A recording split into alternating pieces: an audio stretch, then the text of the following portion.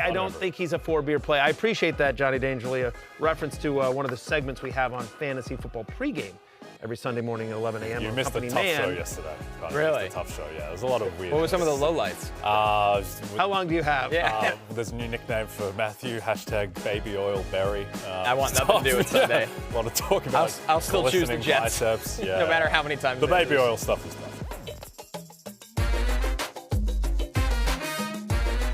Fantasy Football Happy Hour with Matthew Berry. Welcome to the Fantasy Football Happy Hour. Connor Rogers, Matthew Berry, Jay Croucher. Yes, folks, it is a backup producer Pete day, so buckle up and enjoy the ride. Wheeling Yeah, the in TV's the projector, the DVD player, like, hey. VHS. Yeah, Pete goes to VHS. Oh, for sure. Here you go. Here's Dead Poet Society, everyone. Captain, my captain. Yeah, stole my joke. Baby oil backup, Pete. It's going to be a good day. Always is. It is Wednesday, which means you have a lot of start-sit dilemmas. We try to solve them. Keep it open or close it out is what we do here at the Fantasy Football Happy Hour Bar. We're going to have a new segment called Blind Date. Yes. So you'll find out more about that in segment 2. And as we always do, we give you some futures bets as we look into the crystal ball. But before we do anything, Jaxson Dart, you drink for free today as you get ready to make your first NFL regular season start. No pressure, Jaxson Dart. Yeah, you only have to save everybody in the Giants organization. Yeah, we just fine. We needed to keep Wan'Dale Robinson going while saving Malik Neighbors, help Cam Scatterbo get closer to the goal line, maybe make Theo Johnson a thing, save Brian Dable and Joe Shane's job. It's no big deal, Jaxson Dart, but you've got all of that while the stakes are low. Yeah, stakes are low. While trying to keep your mom out of the spotlight. That is not easy as well. The media loves her. The media loves her. They do. The cameras. The cameras. It's not us. The cameras love Mama Dart. Mama Dart. Yeah, it is funny. So everyone's getting fired if he's no good. Like, genuinely, everyone's going to be clear. Including Connor. Yeah. I'm in the New York media, so I go too. It's a weird thing. Please, Jaxson Dart. Just so you know, if you see me, Jay, and Lawrence full time next year, it's, Worstlands will be in trouble. Worstlands is in trouble. Badlands is in trouble. Everyone. All sorts of things. Aaron Glenn, Aaron Boone, they're all gone. Yeah, Carlos Mendoza gone. It'll literally just be me, Jay, and Audric Estime. We'll be the only 3 that are left as well, as I'm doing cross-podcast jokes now. All right, keep this on the rails, Connor, for the love of God. Yeah, I'm our only hope. Keep it open or close it out. Let's jump right into it, and we're going to start with Jordan Love, who's coming off a brutal week against a great defense in Cleveland. But here's the good news for Jordan Love. You need an antidote here. You need something from Dr. Denny Carter or whoever it is. You got the Dallas Cowboys this week, Matthew. What's better than that? Yeah, I mean, that's the point, right? You're keeping it open. Like, you see at Dallas, and you just sort of circle. Could be anyone. It really doesn't matter. I'd start Jay against the Cowboys at this point. Like, no team in the NFL has given more fantasy points to opposing quarterbacks than your Dallas Cowboys. 27.8 fantasy points per game. Listen, you know I love the Commanders, but I also enjoy the Cowboys' struggles. All 3 quarterbacks that have faced the Dallas Cowboys this year have scored at least 24 fantasy points. They're allowing touchdowns at the 5th highest rate. No team is worse in the NFL in pass defense this season. They're allowing a league-high 9.8 yards per pass attempt. I know the conversation right now is about Jordan Love, but I could see this being Matthew Golden's breakout game, Connor. Yeah, it's about time, right? And when you look at what Dallas's defense has done, they've allowed wide receivers to get over the top of them at times. Plenty of times this year. The Bears, it was a laser show. It was like Caleb Williams 40 yards that way, 30 yards that way. I mean, you saw Dunze and Burden, I agree with the take. I think Matthew Golden finally, and he's gotten open, Jay. It's just Jordan Love missed him. They're getting up to speed together. There was a couple misses in the Washington game in particular, but I thought the encouraging thing was last week, Matthew Golden snaps are up, target share was up. He's trending in the right direction. Overall, with Jordan Love, look, I have a lot of money invested in the Packers this year. Yes. Invested in the Packers, and Jordan Love, he needs me. I'll be there in Dallas. And the Saints. It seems like he can't do it without me. No, I'm off the Saints. I'm a Colts man now. But you've like all the money you've lost on the Saints, you now need the Packers to come home. Packers and Colts. Yeah, they're my 2 teams. Yeah, I've traded the Giants and the Saints for the Packers and the Colts. So moving up in the world. But no, I think we're going to look back and realize that the Cleveland Browns might be the best defense in football, and that puts Jordan Love's 1.9 yard ADOT in that game into a bit more perspective. This Dallas defense is just a catastrophe, and the reason why is going to be on the field on the opposite side on Sunday night, at least one of the reasons why. So I think they get back on track. Like, Wan'Dale Robinson was made to look like peak Larry Fitzgerald against this defense 2 weeks ago. It's a disaster. Yeah, if there's one concern, so I have Love at QB9. If there's one concern here, it's just that they get up big. That the Packers defense is also so good.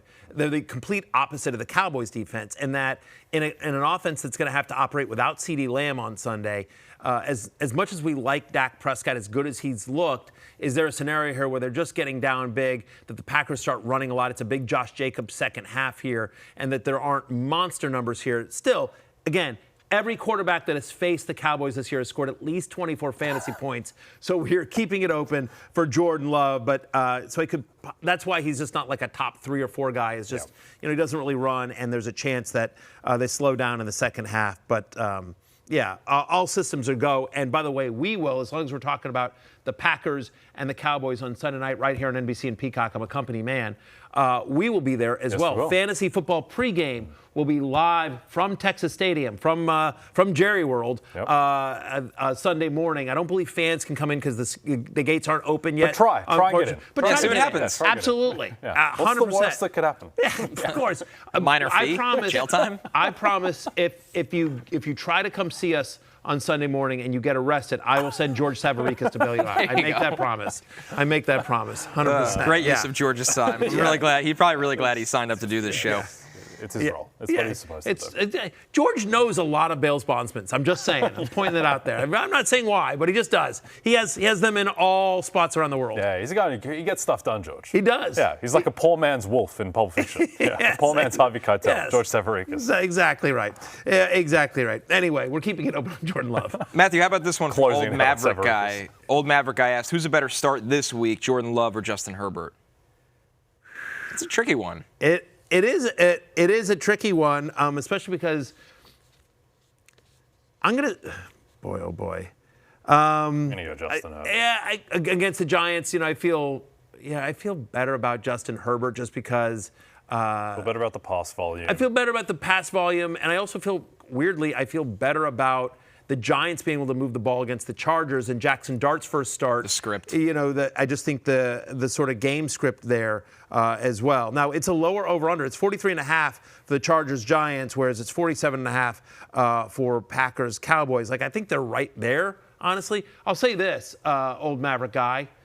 I don't think you can screw it up because I think both guys are easy top 10 plays this week. So I probably prefer Herbert to your point a little bit, but I think he's safer because, again, I do think there's a scenario where the Packers are big, they get a pick 6 or something like that, or a defensive score, and then just, Micah gets home, sacks Dak Prescott, gets a fumble, scores a touchdown, that kind of thing. And they start running the ball 90% of the time. Yeah. Backup producer Pete's whispering in my ear that we should call Jordan Love the Loveler. It's from Stuntman Chuck right now. Stuntman Chuck always brings the good stuff.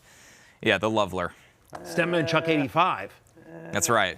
Maybe that's when he was born. We're going to do better. Instead, being lazy now, we're just calling everyone A-Rod. It's just like the whole chat just adds. Instead, Lur. Yes. That's the whole. Yeah. That's the whole. The Brownler, the Loveler, the Tootler. Yeah, exactly. It's out of control. How about the Lover?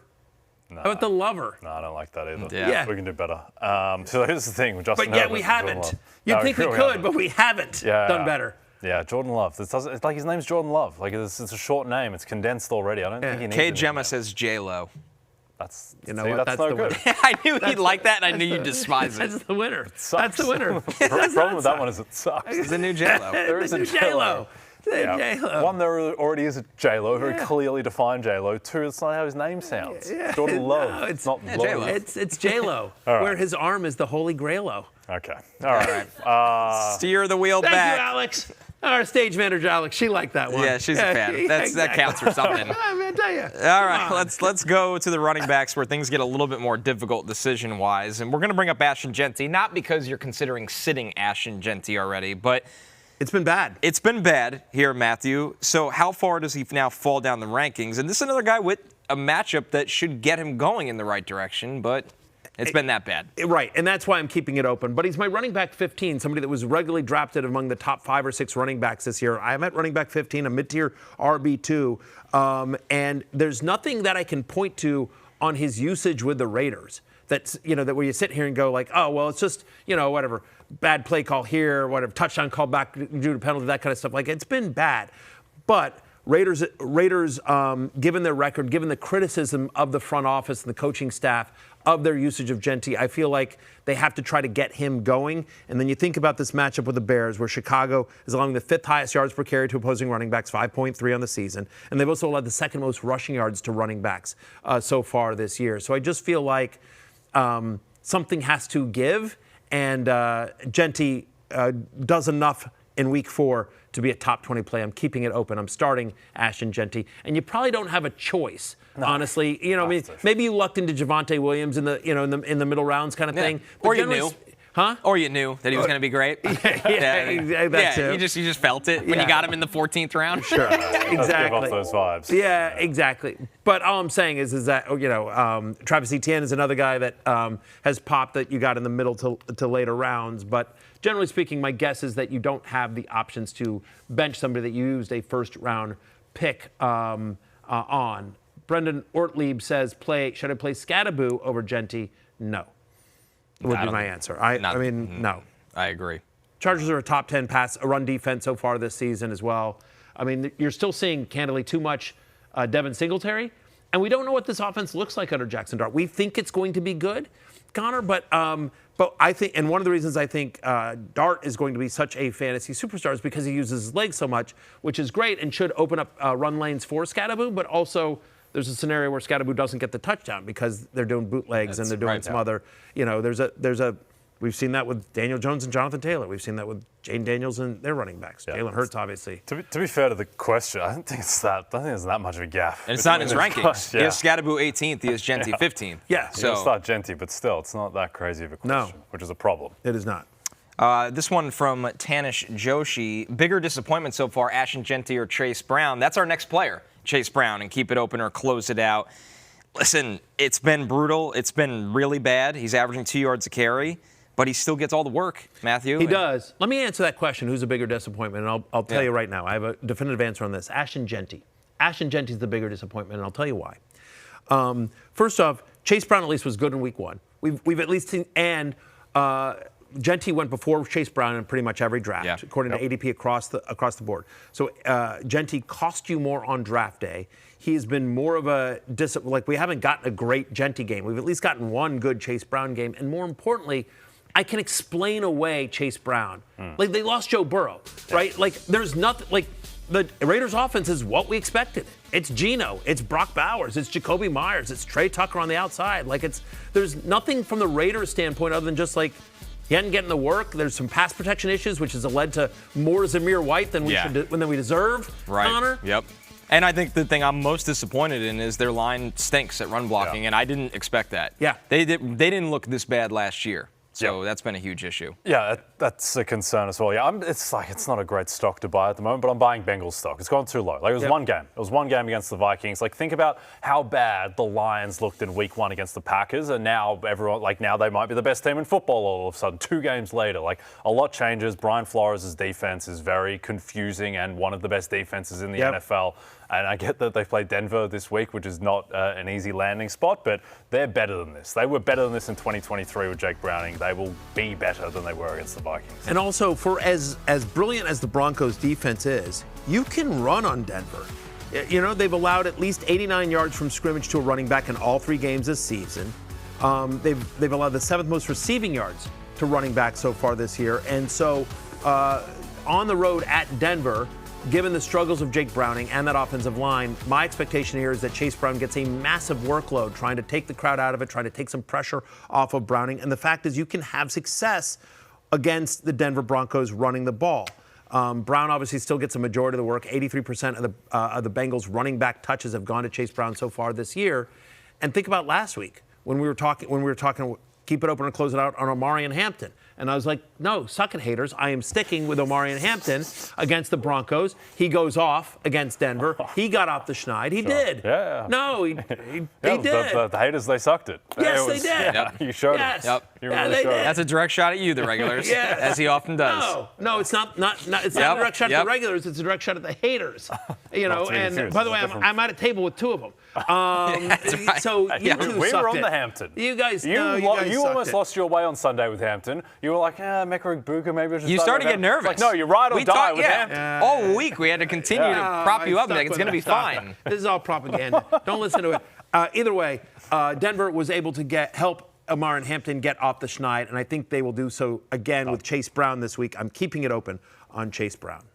So Chase Brown stays open. We have one question coming in here on Chase Brown, and it is, would you trade Chase Brown for Nico Collins? That is from Bearded Yoshi. Bearded Yoshi getting back-to-back, he's not a typical regular that shows up a lot. But he brings the good stuff. He does. He's more quantity over volume. Yeah, he's a little bit of a sniper.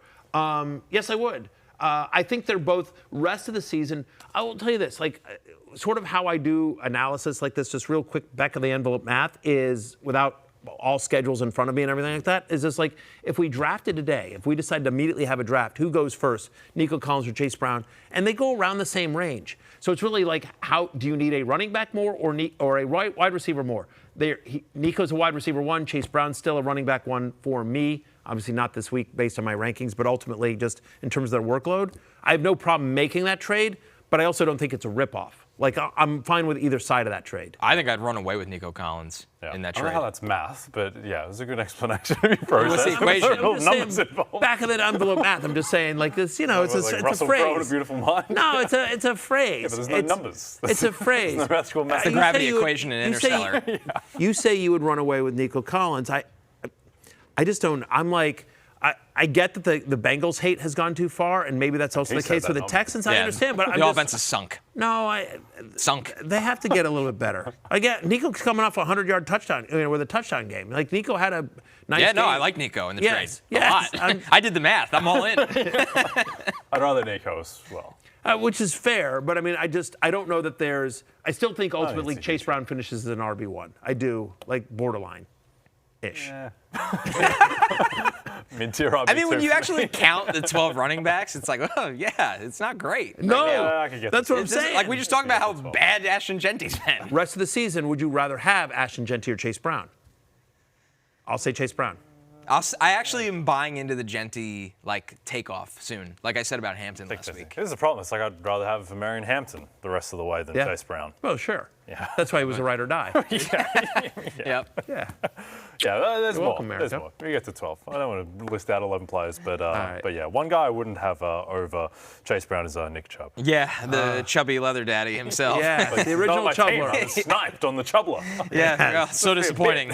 The original Chubbler. Nick Chubb, he's got the Titans here, Jay. The matchup, not bad, but the snap share starting to go in the wrong direction here, Jay. It is going in the wrong direction, which makes sense. There are guys who have more upside on the roster. I will say with Nick Chubb, he looks better than I thought he would coming into the season. It's not the old Nick Chubb, but the rumors of him running like an offensive lineman in training camp, those were very much overblown. Yeah. But yeah, Tennessee, it's a good matchup. It's not like Jonathan Taylor had a great game against the Titans, but it's not like he was going for 7 yards a pop or anything. He had to have one of the great touchdown runs to produce 40% of his yards, and then he got 2 goal line touchdown carries. So the Titans' run deep for the most part held up okay against JT, and now you're getting a much easier matchup against the Texans. Right, but I'm concerned. I'm concerned about Woody Marks. Last week, Nick Chubb played one more snap than Woody Marks, and to the eye test, Woody Marks just looks like the more explosive, better player. To your point, Nick Chubb doesn't look as bad as he did last year, but he doesn't look all the way. It's somewhere in between, peak Nick Chubb and then what we saw last year. It's like Gus Edwards. And so mid-Chubb. Yeah. Mid-Chubb. Mid-Chubb. Yeah, mid-Chubb. Yeah, exactly. Semi-Chubb. Not full Chubb. Not a full Chubb. Yeah. Semi-Chubb. He's definitely not 100% chubby. No. He's definitely not 100%. He's not a full Chubb. Pete's producing. We can say whatever we want. That's the best part. If Steven was here, we'd actually follow the guidelines. He'd be very upset.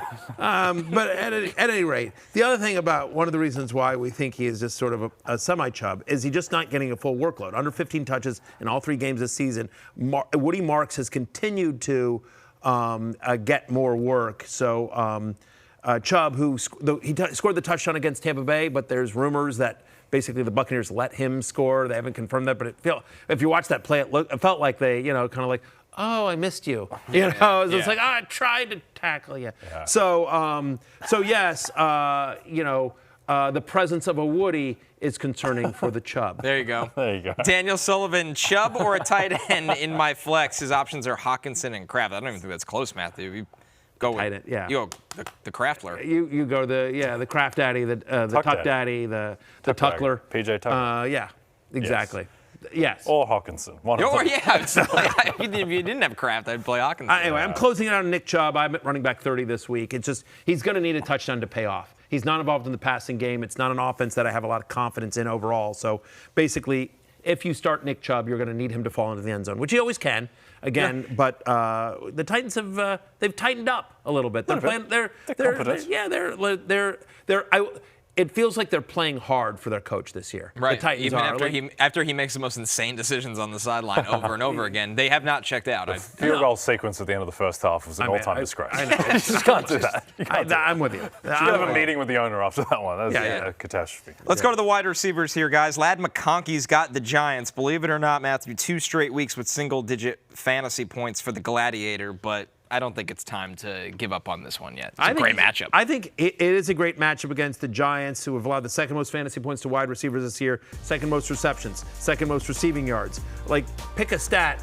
The Giants are bad, especially in the secondary. And so Lad McConkey, who has had a slow start to the season, he's been under 10 fantasy points in consecutive games, but yet, you think about last year, he never had 3 straight games with single-digit fantasy points. I don't think he starts now. I'm at wide receiver 23, low-end wide receiver 2, high-end wide receiver 3. I'm keeping it open on Lad McConkey. I think it's McConkulous, the lack of production. I think that changes a little bit. Yeah, you heard me. Does make sense. Yeah, it does. Just, again, bad math on the back of the envelope. Don't squint too hard at it. Just let it go. Yes. Just let it explode off like an air balloon of meaninglessness. Exactly. Would you rather have Keenan Allen than Lad McConkey the rest of the way? Yeah. No. I think this is going to be a massive week for Lad. Andrew Phillips, who was a good rookie for the Giants last year, is their slot corner. Yeah. He's had a tough go of it lately. That's a great matchup for McConkey. I think this is the week. Yep.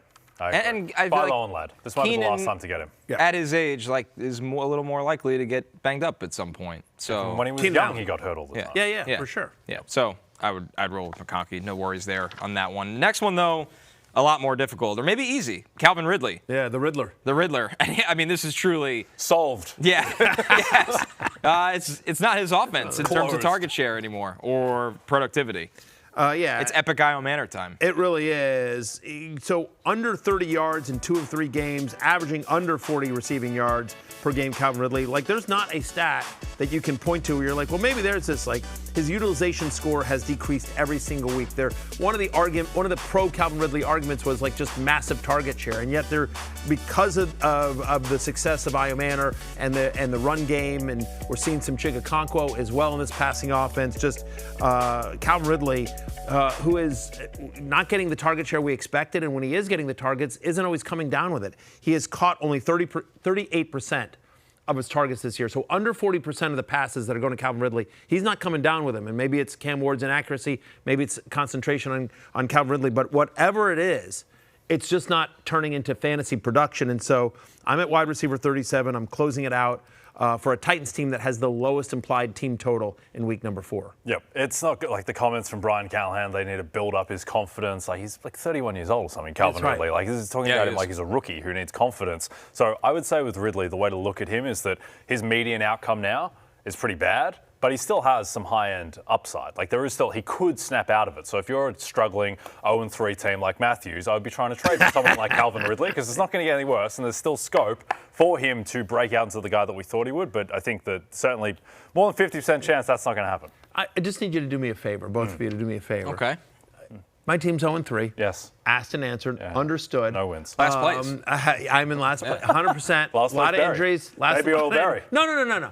But you can refer to my 0-3 team, but when you do, you call me champ. Because until there's a new champion crowned in our league, I am still your defending champion. You're 2-time, back-to-back champion. So just never forget that, either of you. But it's very upsetting because last night my wife and I went out to dinner. We went out to dinner. We went at one of our favorite restaurants in Connecticut, Cafe Roudier. Shout out to my friends over at Cafe Roudier.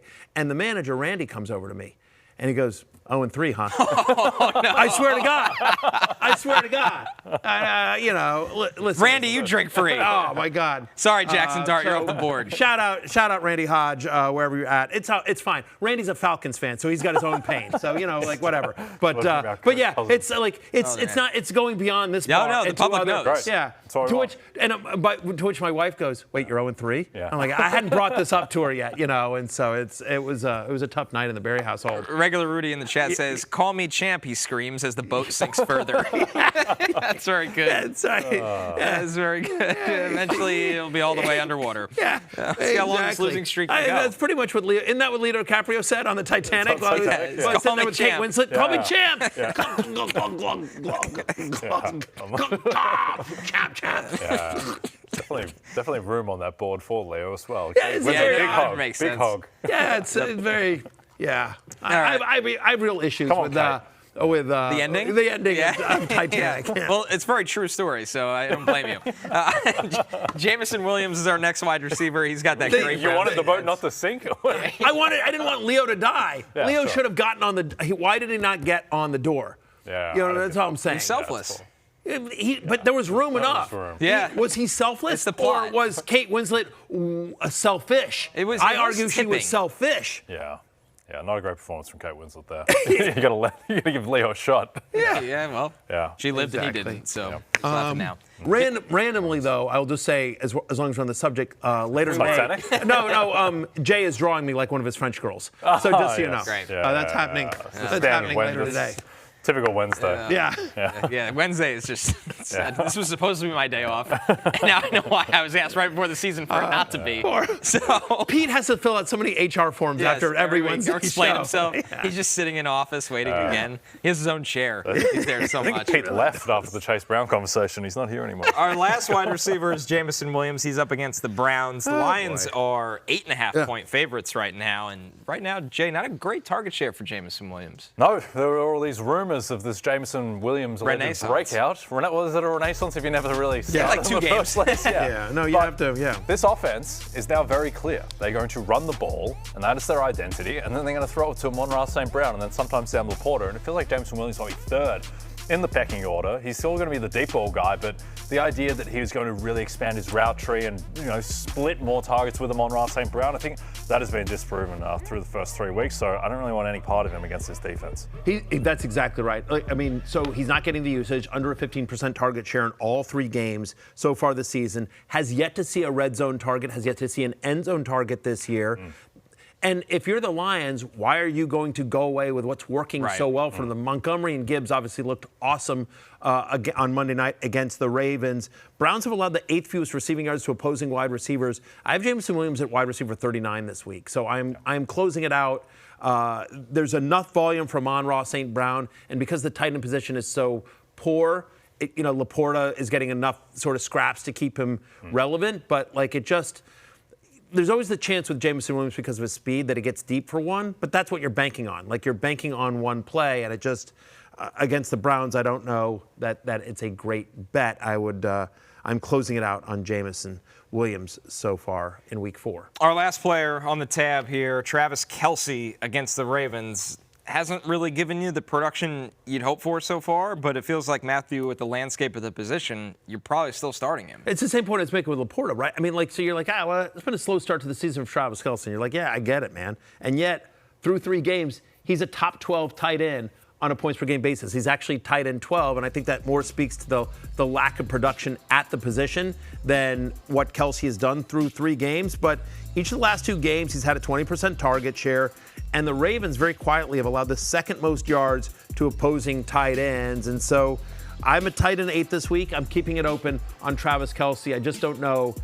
Maybe you grab Juwan Johnson or Hunter Henry off the waiver wire, but generally speaking, if you used an early pick on Travis Kelce, chances are you don't have a better option. I'm keeping it open. Yeah, so good that Juwan Johnson is ranked ahead of Travis Kelce, Sam Laporta, and TJ Hawkinson. He's been an absolute monster and gobbling up targets, Juwan Johnson. Yeah, maybe we should call him the gobbler. Yeah, well, yeah. Because he gobbles up targets. Sure. So do a lot of the pass catchers in the NFL. Yeah, well, he's one of the gobblers. Yeah. No, he's not the gobbler, yes, but he's a gobbler. He's a gobbler. Indefinite article. Let me throw something at you guys. Do you think when they get Xavier Worthy back and here we go, right? This is from Regular Rudy. This is kind of the direction I was going. Does Kelce get better when some of these receivers are back on the field, or does it actually have the inverse effect? I think he gets better. Because it's a red zone? Yeah, well, not just that, but like if you look at sort of when Rashee Rice was out there, and I understand like sometimes it's a little bit, I'm going to fence it a little bit here, but give me a second to explain. Like Rashee Rice and not with Tyquan Thornton or even, I think, Xavier Worthy for the most part, but Rashee Rice and Travis Kelce basically have the same route tree.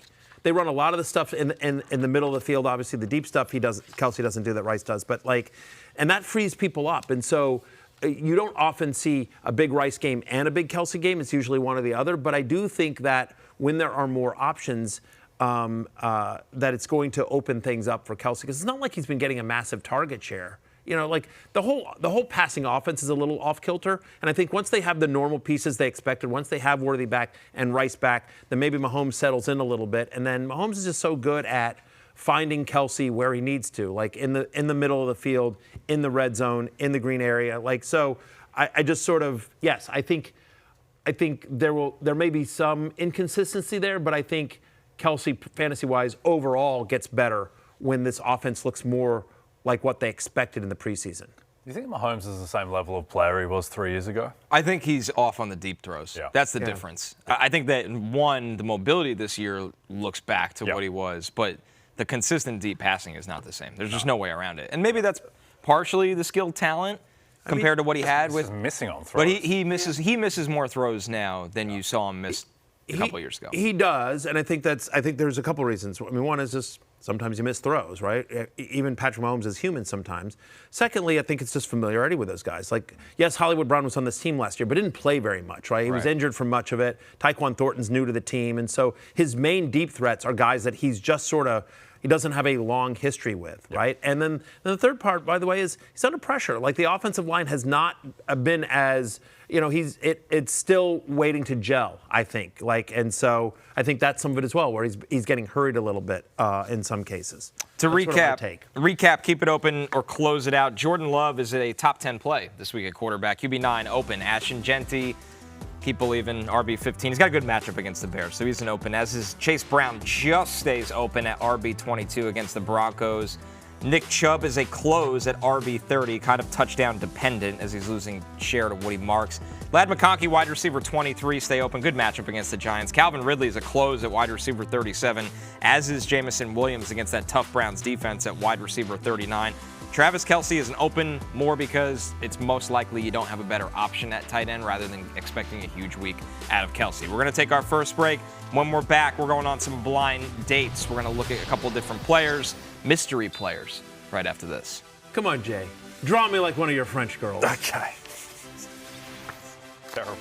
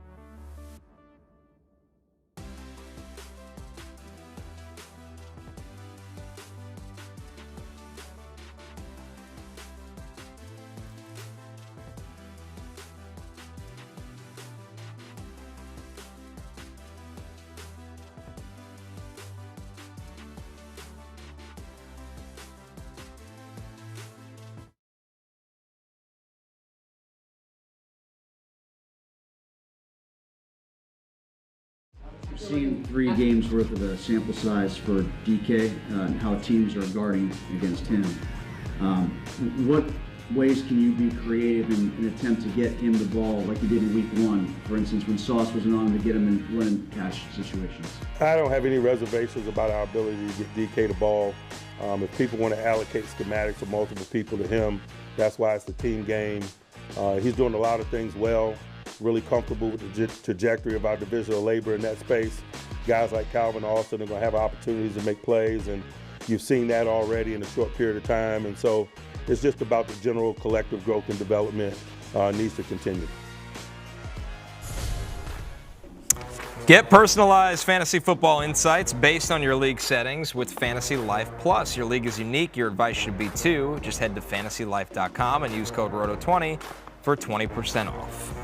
Or you can use code J20, Matthew20, or Connor20. Jay's still in the lead. Yes. Shortest code. Yeah, exactly. It's a great code. J20. One of the best codes. Yeah.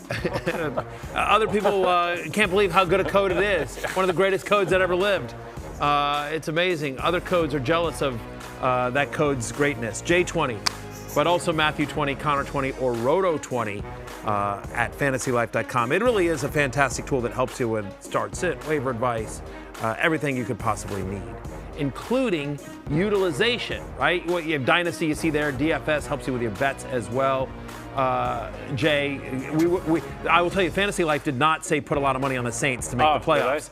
Yeah, exactly. So you see here, I want to compare some players. What's the utilization of DK Metcalf? And so you sit there and you see, all right, we're gonna find the Steelers. We're gonna go to DK Metcalf. We're looking at their wide receivers, the tight ends, all their pass catchers. Can I look at this? It's all sortable based on position. Okay, we got Metcalf, Calvin Austin, Jonnu Smith, Freiermuth. Oh, look at that. Their utilization score, which we've talked about, proprietary to Fantasy Life, but here's what their routes, their targets per routes run, their rush attempts, their rush attempts of 15 yards or more, how many snaps they play in the 2-minute drill. It goes really deep. It's unbelievable in terms of everything you could possibly want to know, and 10 things that you haven't even thought about. It's all right there for every player, every game, every snap. FantasyLife.com. Again, use promo code Matthew20, or I suppose J20 or Connor20. Yeah. Or Roto20. New segment, Matthew. Yes, sir. Which is perfect for utilization. Blind date. Oh, I like this. Yes. Well, you're even in charge. That's the best part. Even better. All right, guys.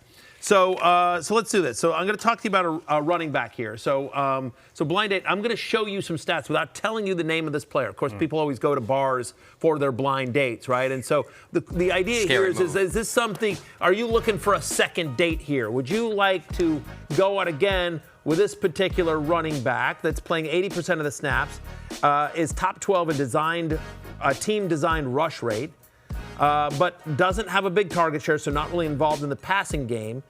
Top 12 in utilization score. That's somebody that's being used a lot, but again, 23rd in fantasy points per game. So this running back's averaging to date only 12 fantasy points per game, but playing a lot of snaps, gets a big part of the designed rush rate as well, not involved in the passing game. Are we interested? First off, do you know who this player is? Is it Derrick Henry? Okay, it's not Derrick Henry. Is it Omarion Hampton? It's not Omarion Hampton, but it's a good guess. Are you interested in this player at all? I am, because of the utilization in the design run game. It feels like they have a good floor. Yes. If you're looking for an RB3, RB2. Yeah. I think that for the most part, what you're looking at even this early in the season is you're looking more at the underlying utilization as opposed to the raw fantasy points per game, because they can be influenced by a single breakaway run or touchdowns, which are a bit more fluky week to week for some players. So, yeah.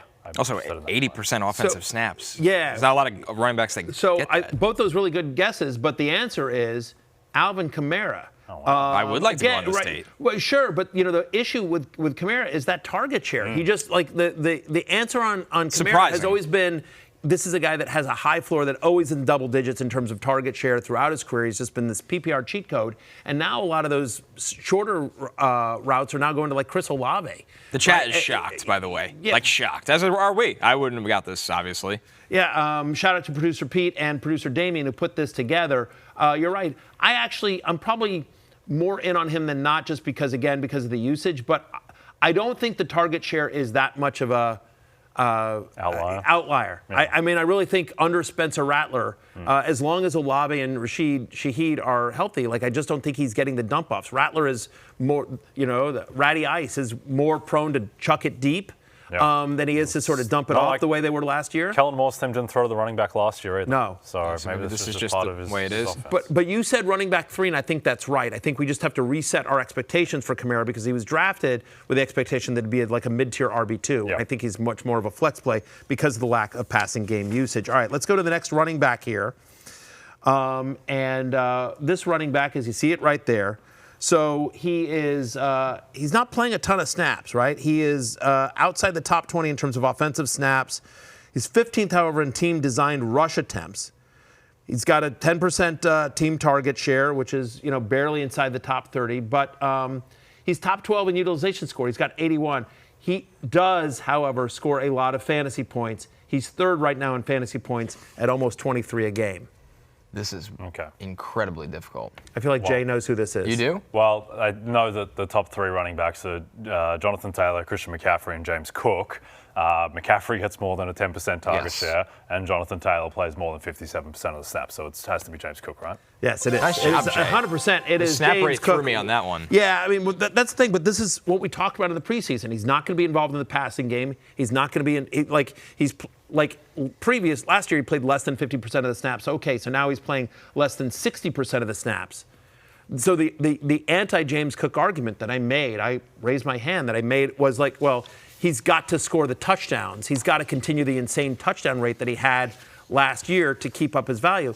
But I would argue he has done that, obviously. And, Jay, you've made this point a lot, and I think it's a really good one, which is that the Bills have such an easy schedule that they're going to be in positive game script so often this year, and Cook looks awesome. Yeah. And so they have continued to use him in that goal-to-go rushing attempt. It doesn't seem like they're using Josh Allen as much in that role. So, weirdly, even though all the underlying numbers say, like, hey, this is a little bit fluky, I weirdly don't think it is because of how the Bills are set up this season and their offense and their schedule. Right. He's the rare running back that he doesn't need that snap rate because of just how the rate they score at is utterly ridiculous. And then also when they get into blowout scripts and they ask Josh Allen to, not do a lot, well, then James Cook obviously gets even more production. Are you selling high, Jay, on this or no? I think it depends what you He's can the number get. 3 running back. Yeah, so if I can get, I would still rather have, Bijan Robinson and Saquon Barkley and Jonathan Taylor, Christian McCaffrey, those guys. So I would be trading James Cook for a top 5 running back, but he might be 6 or 7. He's a legit RB1 the rest of the way. Yes. 1, because he's very good and he's in a great offense, and 2, just that schedule. Bills over-under is 13.5 just to the over. Their most frequently occurring outcome might be going 14-3. So there's going to be a lot of touchdowns. Yeah. Let's go to, we're going to move on to a wide receiver here. And so this is a wide receiver who's top 5 in target share, top 3 in end zone target share.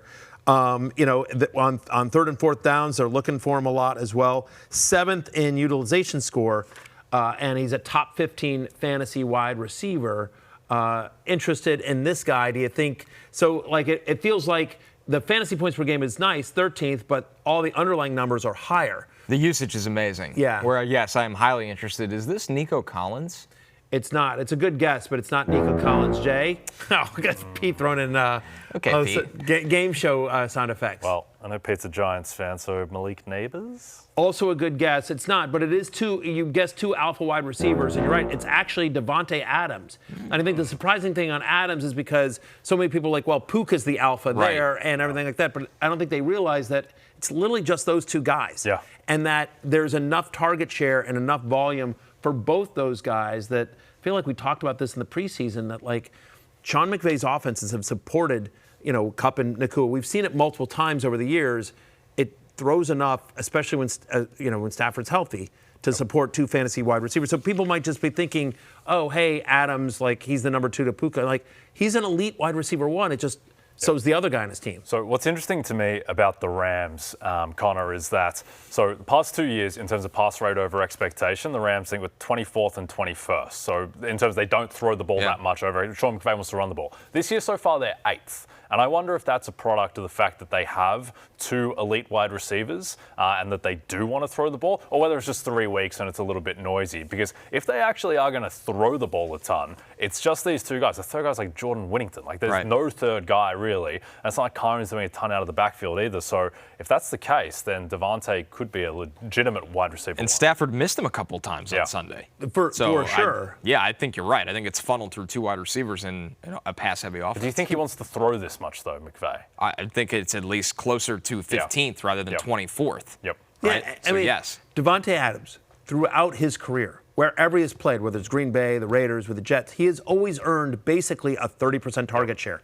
He's always been a massive target earner wherever he goes. And so the fact that he's at 31% through 3 games is not shocking to me, even though he's opposite Puka Nacua, who is also a massive target share earner. But it's just like they don't really have a tight end. They don't really have a third wide receiver. Like it's those 2 guys. Here's the way I think about their offense is imagine that the Eagles threw the ball a ton and there was no Dallas Goedert. Yeah. That's basically it, right? It's A.J. Brown, Devontae Smith, and also imagine that, instead of Saquon Barkley, you have Kyron Williams, so not quite as much emphasis on the run game. So it's a very it's maybe the most streamlined passing game in the entire league. Yeah, especially because, by the way, Stafford's not a threat to Atlanta, at least in the Eagles. Hurts can always run it as well. He's a weapon. Stafford is never going to run, and so there's that. Let's go to the next wide receiver here as well. I think this is interesting. So in terms of team target share, he's outside the top 30, and he's somebody that obviously does not go deep. He's tied for 71st in air yards share, but they use a lot of play action with him. He's top 12 in play action targets.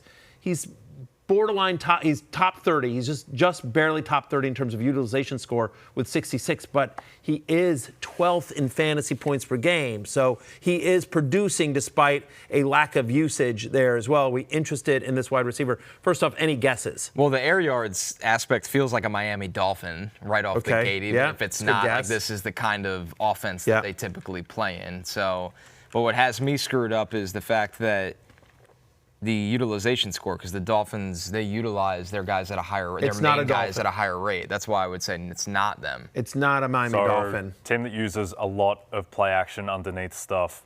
Is it an Indianapolis Colts? Yes, sir. It is. Good job, Jay Croucher. But then it would have to be, Pierce is too deep, down to, so it has to be Michael Pittman. Because he's it is scoring at that indeed rate. Michael Pittman. Look at you, Jay Croucher. Nice, too, Jay. That is well done. Good 4. Really well done. And so the argument here is like, are you, Jay, you're crushing at this, and I thought you might get this one again because you have a lot of you love the Colts. Listen, I'm an AFC South guy. I always have been. I always have been. Always, 100%. But the question is, can the production continue? Because again, they're not throwing stuff deep, right? To him. When they do, it is Alec Pierce.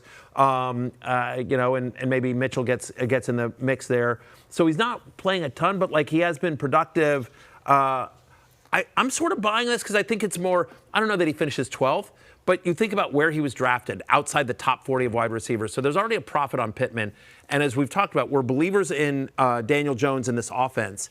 And Pittman's a good wide receiver. Again, he's more of a floor guy than an upside guy. So I don't know that he's a top 12 wide receiver, but I bet you he finishes the year as a top 25-ish guy. Which is value, like you just said. Yeah, I'm actually not buying it so much, and it's for a niche reason now because I'm a deep cut Colts guy. I have all these strange Colts opinions. Like, Charvarius Ward's back. He's right back and forth. The reason why is that I think Alec Pierce might be the best wide receiver on this team on what he's shown in the first 3 weeks. He looks like a new player. Like, he's not just a deep ball specialist now. Yeah. He's getting stuff over the middle. Right. His hands look amazing. Now he's got concussed for the 3rd time in his career, and he might miss this week, and that's a concern with him. But to me, he looks like the best. I mean, Tyler Warren as well. That's the other issue, is that Tyler Warren's got to take a lot of the short end. And I've always liked Josh Downs. And their success is taken away from Josh Downs. Yes. That's how good Pierce has been. So I think Pittman, I don't think he's going to be this level of play going forward, but I think very high floor, locked in high-end wide receiver 3, that type of range. I just said wide receiver 25. Right. So that's we're on the same page here. I agree with you on Pierce. Nessie says Jay's a robot confirmed.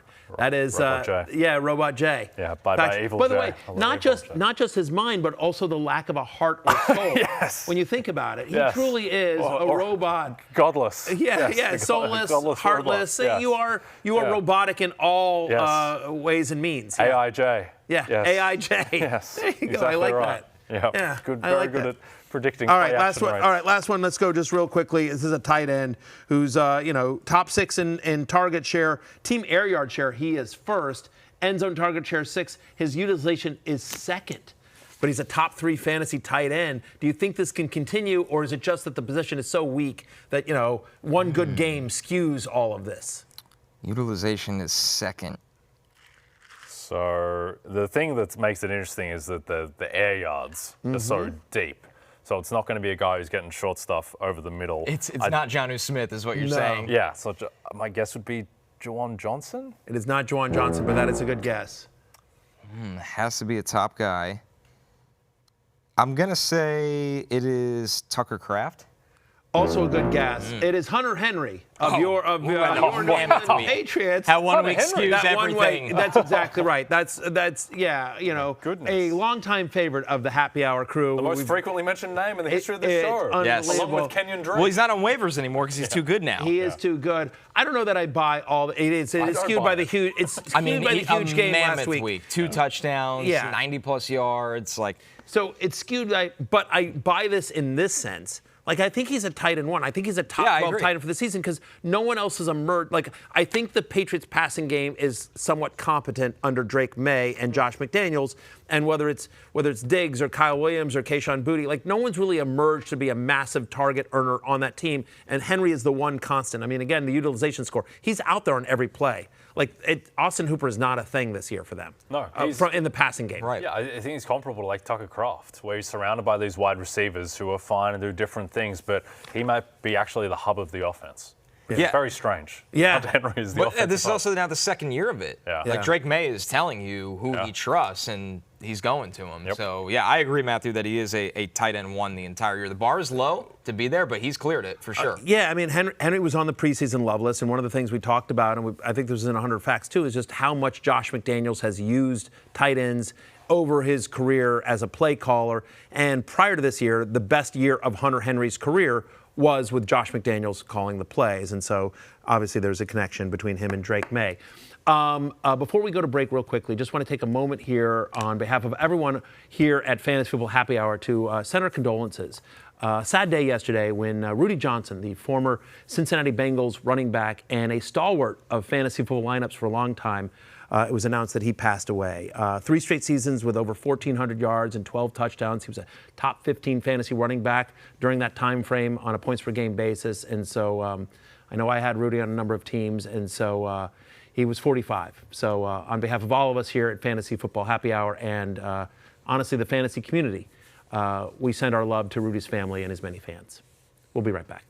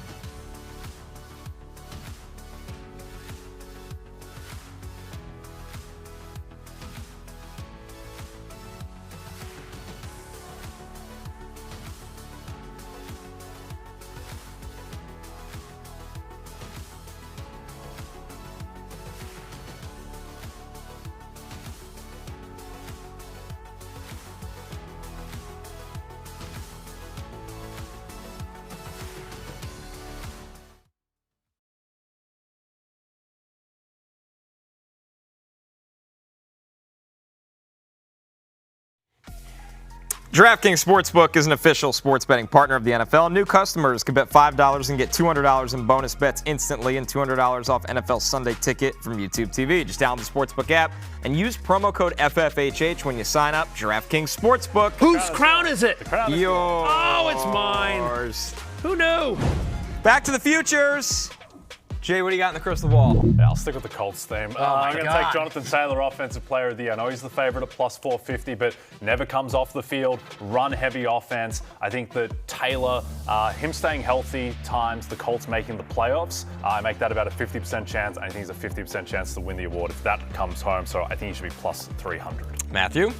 I'm going with Baker Mayfield to win MVP at plus 1,800. Look, Tristan Wirfs and Chris Godwin have yet to play this season. Mike Evans is going to be out for the next 3 to 4 weeks, and yet they're still 3-0. They're playing at home to Philadelphia this week, and Baker Mayfield outduels Jalen Hurts to go to 4-0 with less than 100% of a crew. I think he's got a real shot. The Buccaneers look awesome, and it's all Baker.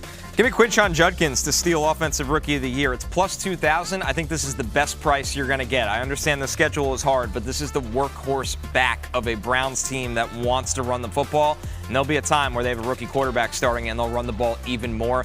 Judkins, quite frankly, has looked like the best rookie running back in a very short span of time. Him and Amari and Hampton to me. So give me the value with Judkins. No, Yep, I like that. I like it. I think that the thing with Judkins and the reason why people were turned off by him was like, oh, game script, we're going against the Browns. Well, They don't care. Game script with defense is Right. going to be going that much against the Browns. I think they're going to be in closer games. The field is bizarre. Like, Yeah. it's just wide open field. So take a long shot. like Don't 12 We said in guys this can preseason, the Browns offense isn't going to be amazing, but it's going to be competent. You know what I mean? Like Two-time Coach of the Year. Yeah, people don't know that. No, they keep forgetting. But he is. It's a decent offense. All right, listen, it's closing time. You don't have to go home, but you can't stay here. For Jay and Connor, I'm Matthew. We'll see you tomorrow for Love Hate Day. Peace out.